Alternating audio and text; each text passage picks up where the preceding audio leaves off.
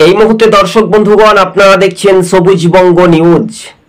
মুর্শিদাবাদ জেলায় 22টি বিধানসভা আসন, তাহলে কি তৃণমূলের ফলাফল খারাপ হতে পারে? কিন্তু সেই হুমায়ুন কবির একাধিকবার কিন্তু বারবার করে শাসকের জেলার নেতৃত্বদের দিকে অভিযোগ তুলছেন। তবে এটাই লাভ হতে পারে কংগ্রেস না বিজেপি না সিপিএম না তৃণমূল?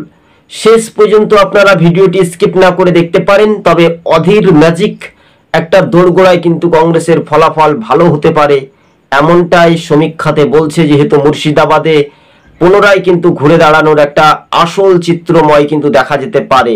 হ্যাঁ দর্শক বন্ধুগণ, দেখুন মুর্শিদাবাদে যেসব বিধানসভাগুলি হাড্ডাহাড্ডি লড়াই হওয়ার সম্ভাবনা, 21-এ নির্বাচনে যে হারে তৃণমূল জয় হয়েছিল সেখান থেকে তাদের গন্ডি কিন্তু অনেকটাই মার্জিনে নেমে আসতে পারে, মানে কমতে পারে, তাদের আসন সংখ্যা কমতে পারে।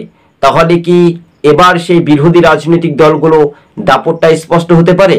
সবুজবঙ্গ নিউজ চ্যানেলটি ভালো লাগলে শেয়ার করে পাশে থাকবেন। তবে মুর্শিদাবাদে কংগ্রেসের জয় কিন্তু এক প্রকার নিশ্চিত হতে পারে। 15টি আসনে কংগ্রেসের জয় নিশ্চিত, কিন্তু তৃণমূলের এইভাবে যদি গোপন দ্বন্দ্ব হয়ে থাকে তাহলে এবার লাভ হতে পারে কংগ্রেসের, বলছে রাজনৈতিক মহল। তবে রেজিনগর বলুন, বেলডাঙ্গা বলুন, 2 আসনেই কিন্তু কংগ্রেসের বাজিমাত করবেন, বা অর্থাৎ সালার যেহেতু ভরতপুর, সেখানেও কিন্তু কংগ্রেসের একটা দাপট রীতিমতো। সেখানে শুধু নওদাটা একটু কন্টেস্ট হতে পারে, কিন্তু বলাই যেতে পারে এবার তৃণমূলের ভোট ব্যাংক অনেকটাই কমে, অর্থাৎ যারা তৃণমূলে গিয়েছিল কংগ্রেসের ভোটার, তারা পুনরায় অধীরের হাত ধরে কংগ্রেসে তারা একের পর এক ফিরে আসে। যেমন বেলডাঙ্গাতেও কংগ্রেসের প্রার্থী প্রাক্তন বিধায়ক কিন্তু জয় হতে পারে, আপনারা জানেন। কিন্তু যারা দল বদলু নেতা, যারা দল ছেড়ে এই দলে যায়, তাদের আশ্রয় কি হতে পারে, এই নিয়ে একটা ব্যাপকভাবে আলোচনা হতে পারে। কিন্তু রাজ্য রাজনীতির ভূমিকা নিয়ে একটা গুরুত্বপূর্ণ বিষয়।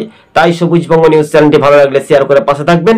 এবার তৃণমূলের ভোট ব্যাংক কমতে পারে 2026-এর সংখ্যালঘু